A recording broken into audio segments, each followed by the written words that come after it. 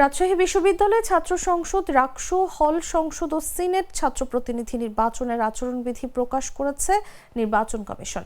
বৃহস্পতিবার প্রধান নির্বাচন কমিশনার ডক্টর আমজাদ হোসেনের স্বাক্ষরিত এক সংবাদ বিজ্ঞপ্তির মাধ্যমে এ তথ্য জানানো হয়। নির্বাচনী আচরণবিধিতে বলা হয়, প্রার্থী নিজে অথবা তার মনোনীত প্রতিনিধির মাধ্যমে মনোনয়নপত্র সংগ্রহ করতে পারবেন।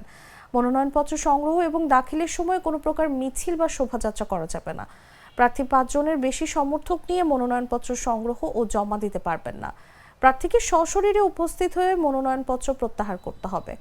এতে আরও বলা হয়, ডোপ টেস্ট রিপোর্ট নেগেটিভ না হলে প্রার্থীর প্রার্থিতা বাতিল হবে।